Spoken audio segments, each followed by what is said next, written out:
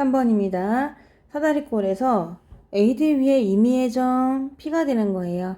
그러면 AD 위에 임의로 P가 있을 수 있기 때문에 극단적으로 P가 여기에 있을 수 있고요. 계속 움직이다가 또 D까지 갈 수가 있는 거긴 하겠죠. 그래서 우리가 극단적으로 A에 있을 때와 D에 있을 때를 또 구해봐도 괜찮을 것 같습니다. BPC가 A예요. B에서 P를 거쳐서 C까지 가는 각을 우리가 A라고 할 때 그 sin A의 가장 작은 건 얼마고 가장 큰 건 얼마냐 곱해보세요 라고 했습니다. A가 작을수록 값은 작고요. A가 클수록 값은 커져요. 그래서 이 A가 어떻게 움직이는지를 봐야 되는데 P가 여기 있을 때랑 여기 있을 때 두 개 나눠서 한번 그림을 그려보면은 극단적으로 가장 왼쪽에 있을 때 가장 오른쪽에 있을 때 그러면 P가 거기에 있으면은 BPC는 이렇게 그려지게 되므로 각이 좀 작은 느낌이 나는 거죠. 직각삼각형에서 표현되는 것이고요. 여기로 이제 옮겨갔다 P가 그러면 BPC는 이렇게 되다 보니까 이게 이제 A가 되는 거죠. 각이 좀 커졌다는 느낌이 들긴 하죠. 연속적으로 점점 더 커질 것 같아요. 그래서 이 각이 A가 제일 작아. 그리고 이게 가장 큰 거지.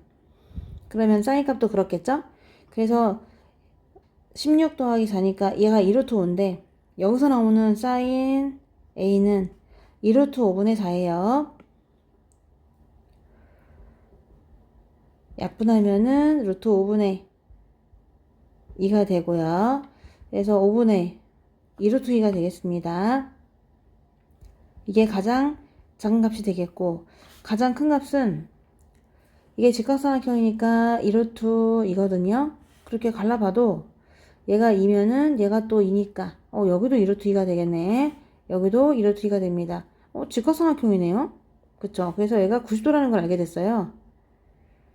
그러면 sin A라는 거는 sin 90도를 얘기하는 거니까 여기서는 1이 되겠네요. 따라서 1.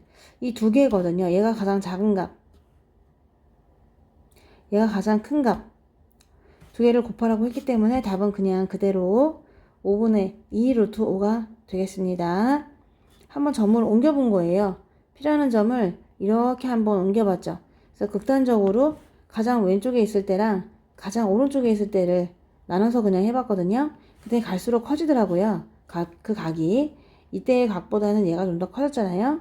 그러니까 사인 값도 그럴 거예요. 갈수록 커진다는 걸 알 수가 있는 거지. 얘가 가장 작은 값이고요. 이게 가장 큰 값이 됩니다. 얘가 90도이기 때문에 사인 90도는 그냥 구했어요. 계산을 했습니다. 답은 5분의 2루트 5예요.